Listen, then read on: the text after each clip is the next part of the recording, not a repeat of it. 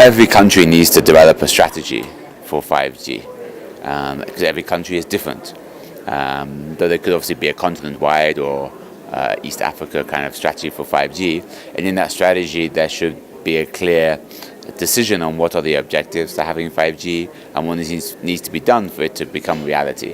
One of the key issues is allocating spectrum for the mobile operators to use that spectrum, and obviously price that in a way that facilitates the mobile operators to make the investments. Kenya has made tremendous steps in availing internet infrastructure in the country, highlighted by the several undersea fiber optic cables that offer high-speed internet capacity. We do have problems in some counties where there is no coverage.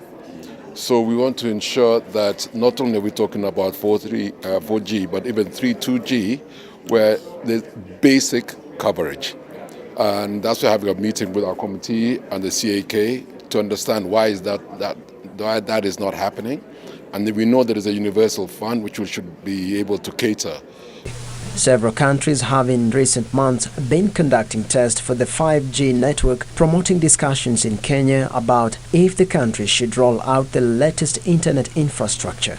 We are still implementing 4G. In fact, we are just in the process of finalizing the licensing of those operators, and then they have to roll out. So really we are still in this other stage, but we are looking ahead because we can't be without seeing where the trends, where the world is going.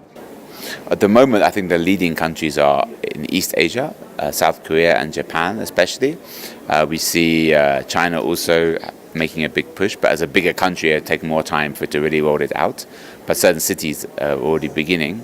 And then some of the European countries, and then some parts of the US. ICT players are also concerned about the quality of some imported equipment, citing health hazards among other economic risks they are exposing Kenyans to. And as when it comes to ICT equipment, we are the experts, and therefore we have to do what the Kenya Bureau of Standards do on the other day-to-day items. But these are ICT equipment which are specialized, and most people will not know unless we advise you. That's why we also have to make sure that those devices meet the minimum standards. They were speaking in Nairobi during the 50th World Telecommunication and Information Society Day. Brian Itava, Channel One Business.